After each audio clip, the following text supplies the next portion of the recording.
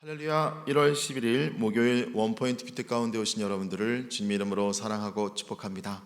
오늘 하나님께서 우리에게 주신 말씀은 사도행전 3장 11절에서 18절까지의 말씀입니다. 사도행전 3장 11절에서 18절까지의 말씀 다 같이 한 목소리로 읽도록 하겠습니다. 나은 사람이 베드로와 요한을 붙잡으니 모든 백성이 크게 놀라며 달려나아가 솔로몬의 행각이라 불리우는 행각에 모이거든 베드로가 이것을 보고 백성에게 말하되 이스라엘 사람들아, 이 일을 왜 놀랍게 여기느냐? 우리 개인의 권능과 경건으로 이 사람을 걷게 한 것처럼 왜 우리를 주목하느냐? 아브라함과 이삭과 야곱의 하나님 곧 우리 조상의 하나님이 그의 종 예수를 영화롭게 하셨느니라. 너희가 그를 넘겨주고 빌라도가 놓아주기로 결의한 것을 너희가 그 앞에서 거부하였으니 너희가 거룩하고 의로운 일을 거부하고 도리어 살인한 사람을 놓아주기를 구하여 생명의 주를 죽였도다. 그러나 하나님이 죽은 자 가운데서 그를 살리셨으니 우리가 이 일의 증인이라. 그 이름을 믿음으로 그 이름이 너희가 보고 아는 이 사람을 성하게 하였나니 예수로 말미암아 난 믿음이 너희 모든 사람 앞에서 이같이 완전히 낫게 하였느니라. 형제들아, 너희가 알지 못하여서 그리하였으며 너희 관리들도 그리한 줄 아노라. 그러나 하나님이 모든 선지자의 입을 통하여 자기의 그리스도께서 고난받으실 일을 미리 알게 하신 것을 이와 같이 이루셨느니라. 아멘. 이 시간 예수의 증인이라는 제목으로 담임 목사님께서 큐티 인도해 주시겠습니다. 할렐루야. 자, 우리 신년도를 어떻게 잘 살고 계십니까? 우리말 속에 작심삼일, 이 말은 늘 결심해도 늘 우리의 환경이나 여건이나 또 내 의지가 약해서 자꾸 변개되는 것을 말하는 것이었죠. 올해도 복된 결심을 매일매일 같이 하는 겁니다. 이런 말을 흔히 하기도 하죠. 작심삼일이면 3일마다 결심하면 된다. 기도 1시간 하자. 그리고 성경을 하루에 3장, 주일날 5장 읽어서 기억과 성경 통독을 이루자. 또 이번에 1월 달에 성경 통독 2월에 있죠. 잊지 마시고 여러분 다 참여하시면 좋겠습니다. 특별히 사도행전 3장 11절에서 18절 말씀에 우리는 3장은 베드로와 요한이 함께하여 등장하는 모습을 보게 돼요. 예수님과 함께 제자로 있을 때는 애초부터 성령을 제대로 받지 못했어요. 예수님을 정치적인 리더, 메시아, 혁명의 메시아, 마카비를 아마 연상했을지 몰라요. 마카비의 탁월한 리더십으로 로마에게 항거했던 것처럼 예수님은 진정으로 우리를 정치적으로 해방시킬 것이다. 정치적 해방이 중요합니다.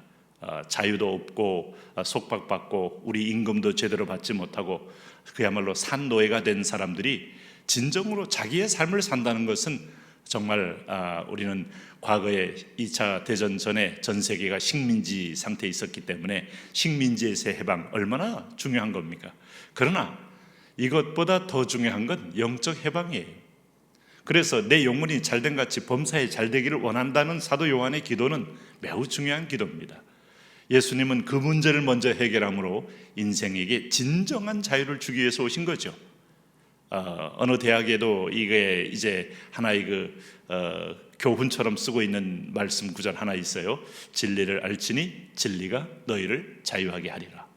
결국 그 핵심은 예수님입니다. 자, 그 예수님이 등장하자 베드로와 요한은 갈등 관계에서 협력 관계로 바뀐 겁니다. 서로를 보는 눈이 달라진 겁니다. 한 줄로 세우면 경쟁 관계고 한 사람이 탈락을 해야 내가 이기는 관계지만 오늘 하나님의 나라의 관점에서 보면 볼트 하나 빠지면 거대한 로켓도 무너질 수가 있어요. 그러므로 당신이 꼭 필요합니다. 당신은 올리원입니다. 라는 관점에서 베드로와 요한은 지금 동역자가 되어서 세상을 향하여 나가는 겁니다. 세상을 향해 나가면서 우리는 사도행전 3장에서 성전 미문에 앉아있는 42여 된 안진뱅이를 만났습니다. 참 하나님께서 멋진 장면을 연출한 거예요. 그럴 때 그가 무엇을 얻을까 하여 쳐다보다가 베드로와 요한이 동시에 한 말이 있어요. 내가 은과 금은 내게 없거니와 내게 있는 것으로 내게 주노니 곧 나사렛 예수 그리스도의 이름으로 일어나 걸어라. 드디어 이 사람이 일어나 걷고 뛰어가며 성전에 들어가서 하나님께 찬미하는 일이 벌어졌어요. 자, 11절에 바로 그 상황이 온 동네 사람들을 소동케 한 장면으로 드러납니다. 나은 사람이 베드로와 요한을 붙잡으니.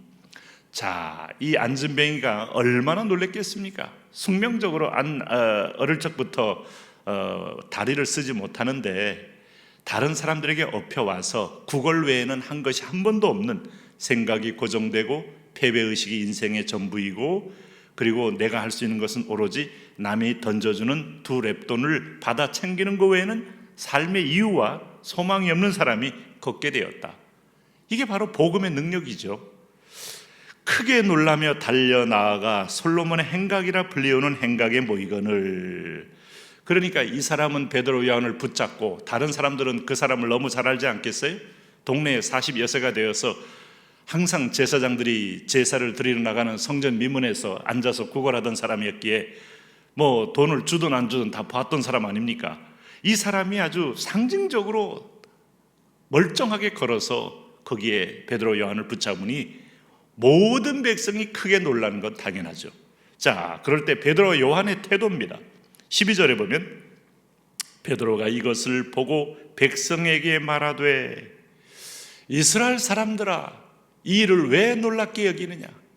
우리 개인의 능력, 권능과 경건으로 이 사람을 걷게 한 것처럼 왜 우리를 주목하느냐? 이 점이 베드로와 요한이 하나 된 본질이고, 이 점이 이들이 오순절 마가의 다락방에서 성령의 충만을 받은 열매예요.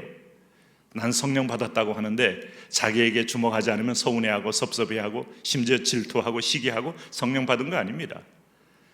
성령을 이용할지는 몰라도 내 안에 성령의 지배를 받고 있는 게 아니에요.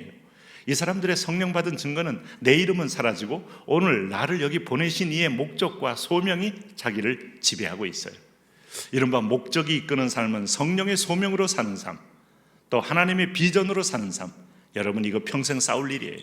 어느 순간에는 하나님을 이용했다가 하나님께 내가 붙들려서 청지기로 산다고 작정했어도 어느 순간에는 내가 채우지 않으면 서운해하고 안타까워하고 울부짖고 부르짖고, 울부짖는 기도보다 위대한 기도는 그래서 감사의 기도 아닙니까? 조용하지만은 주신 모든 것들을 감사할 때 그는 이미 하나님과 동행하는 사람 아니겠어요? 베드로와 요한은 깜짝 놀라는 거죠.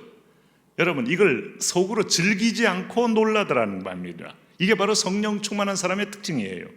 여기 13절, 이때 이 기회로 빌미로 복음을 전하는 거예요. 자, 여기서 우리는 중요한 걸 배우게 됩니다. 첫째, 기적은 그리스도 이름으로 이루어진다. 자, 그리스도 이름으로 이루어진 기적은 기적을 위한 기적이 아니라 복음을 전하기 위한 무대를 만들기 위하여 허락된 것이다. 모든 기적은 그렇습니다. 하나님께서 우리를 통해서 이 땅의 모든 질병을 고치도록 보내신 거 아닙니다. 병을 고칠 때는 오늘 사람들이 놀래서 모여오게 만들기 위함이에요. 그리고 그 자리에 병 고치는 역사를 이루는 게 아니라 영혼을 고치는 복음을 전하도록 하나님이 무대를 만드는 거예요. 선교지에 가면 이런 일이 빈번하게 있죠. 그래서 베드로 요한은 성령을 따라서 바로 말씀을 선포합니다. 이게 엄청난 말씀이죠. 언제 공부했다고 이런 말씀이 나옵니까? 예수님이 행한 말씀이 그대로 생각난 겁니다. 아브라함과 이삭과 야곱의 하나님, 곧 우리 조상의 하나님이 그의 종 예수를 영화롭게 하셨느니라. 너희가 그를 넘겨주고, 너희는 누구냐?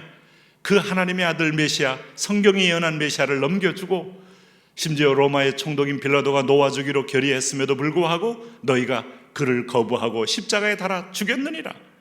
너희가 거룩하고 의로운 일을 거부하고 도리어 살인한 사람을 놓아주기를 구하여.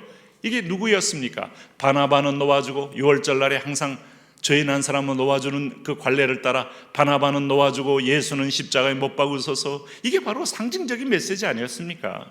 바나바는 저와 여러분입니다. 우리는 죽어야 마땅하지만 예수님이 대신 달리심으로 죽으신 거예요. 그 복음이 그대로 이 모든 그림 속에 숨어 있는 것을 다시 한번 선포하는 겁니다. 생명의 주를 죽였도다. 그러나 하나님이 이 죽은 자 가운데서 그를 살리셨으니 오히려 이 일의 증인이라. 예수님은 인간의 온몸을 입고 죽으셨지만 죽은 이가 스스로 살 수 없어요. 스스로 살아나면 죽은 게 아니죠.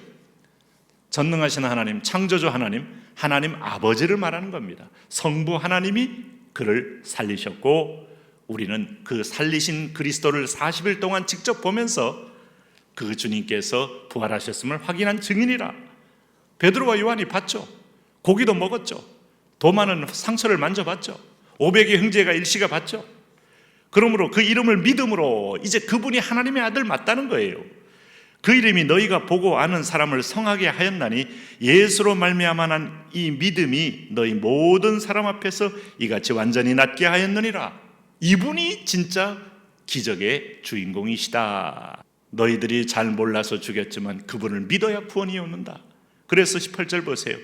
그러나 하나님의 모든 선지자의 입을 통하여 자기의 그리스도께서 고난받으실 일을 미리 알게 하신 것을 이와 같이 이루셨다. 너희에게 죽임을 당한 것도 선지자로 말미암아 예언을 했고, 하나님은 힘이 없는 게 아니라 우리 죄를 대신하여 죽고 우리 연약함을 체휼하기 위하여 그렇게 된 것이니 이제는 그 부활한 주님의 이름으로만 나도 이 안전을 일으키니 그분을 믿어라 하고 복음을 전하는 겁니다. 모든 하나님의 사역에서 주님을 높이고 주민을 증거하는 그런 증인이 되시고, 간증에서 내 얘기보다 주님 얘기가 더 중요한 거예요. 하나님, 살아있는 간증이 날마다 계속되게 하여 주옵소서. 예수님 이름으로 기도합니다. 아멘.